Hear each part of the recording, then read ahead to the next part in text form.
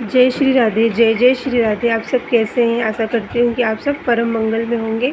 आज मैं आपको जो है इस वीडियो में बताऊँगी कि हमने जो पूर्णिमा के दिन जो अष्टलक्ष्मी कलश का सेवा माता महालक्ष्मी की थी, तो उसमें हमें अगले दिन वो पूजन कैसे करना है, उस कलश के जो चावलों है उनका क्या करें, और जो भी सामग्री हमने उसमें डाला था पूजा के समय, उन सब का हमें क्या करना है, वो सब हम इस वीडियो में जानेंगे।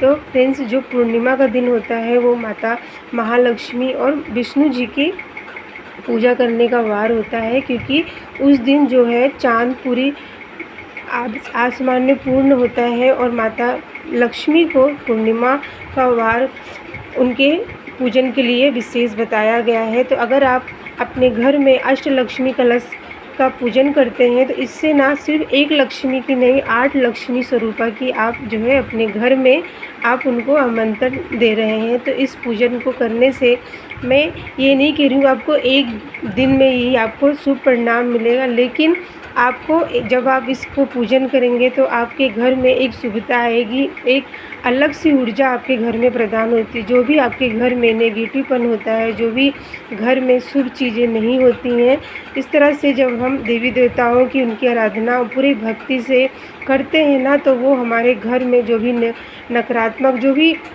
चीज़ें अस्त व्यस्त हैं, जो भी अच्छी चीज़ें नहीं हो रही हैं, वो ये सब सेवा करने से ना हमारे घर में बहुत शुभ परिणाम हमें देखने को मिलते हैं।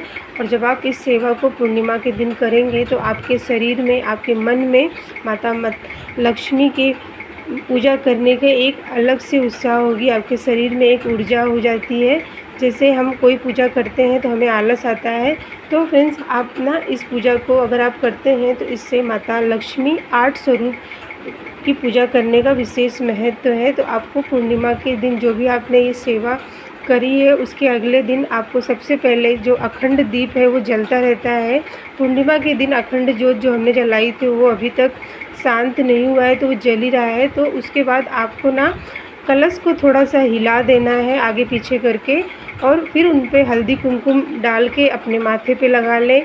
कुछ भोग प्रसाद आपने चाहे बतासे का, मिश्री का या फिर हलवा या खीर आपने जो भी बनाया, दोबारा से आपको फिर अगले दिन भी बना के माता लक्ष्मी के 8 भोग दिखाना है। उसके बाद माता को धूप दिखाएं, कपूर से माता महालक्ष्मी को आरती करें। कपूर माता को उनकी सुगंध बहुत प्रिय है, तो कपूर से आरती करें। उसके बाद जो अष्टलक्ष्मी स्तोत्र है ना वो पढ़ लें, या फिर आप मोबाइल पे भी सुन सकते हैं। अष्टलक्ष्मी का स्तोत्र आप अगर हर रोज़ जीवन में बहुत धन की समस्याएं करते हैं ना, तो आपके जीवन में धन आने के रास्ते खुलते हैं अलग अलग। अगर पति के जीवन में जो है नौकरी की बहुत परेशानी है ना, तो अष्टलक्ष्मी का जो स्तोत्र है अगर आप पढ़ते हैं तो आपको जो है धीरे धीरे आपको ये इसके बारे में पता चल जाएगा और आपके पति की जो नौकरी में अच्छी उन्नति होगी। तो आप अगर पढ़ते हैं, और फ्रेंड्स यहाँ पे ना जो अष्टलक्ष्मी कलश का आपने पूजन किया है ना, तो हम जो भी सामग्री है एक हम पीले कपड़े में या फिर लाल कपड़े में सब रखेंगे। उसके बाद हमें सब एक एक सामान को निकाल के एक पीले कपड़े में रख लेना है और इसे माता के सामने हम रखेंगे। उसके पहले हमें अष्टलक्ष्मी स्तोत्र पढ़ना है। आप मोबाइल पे भी सुन सकते हैं या फिर आप पढ़ सकते हैं, ये पढ़ना बहुत ही शुभ होता है।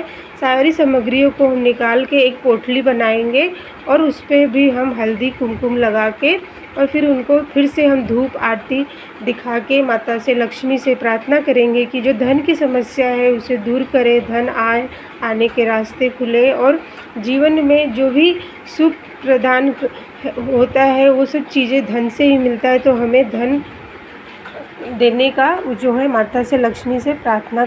इस पोटली को उठा के ना आपको अपने धन रखने वाले स्थान पे रखना है, और अगली बार जब पूर्णिमा पे आप ये सेवा करेंगे तो फिर से इसी पोटली का सामान आप उसमें चावलों के साथ आप एक एक करके भरते जाएंगे। और जो चावल है फ्रेंड्स, आपको अपने रसोई घर के जो चावल के डिब्बे में नहीं डालना है, उसे अलग से एक डिब्बे में, साफ डिब्बे में रखें और इसको एक पवित्र चावल है, क्योंकि हमने इसमें माता के नामों की स्तुति करके इनको भरा हुआ है। तो ये चावल कभी हम पीरियड होते हैं तो हम उसे डिब्बे को जो छू लेंगे, इसीलिए इसे अलग से डिब्बे में रखें। अब आप इसको बाद में भोग प्रसाद में भी या फिर अपने लिए जो भी खाना आप बनाते हैं उसमें बना सकते हैं, लेकिन पीरियड के समय आपको इन चावलों को नहीं छूना चाहिए।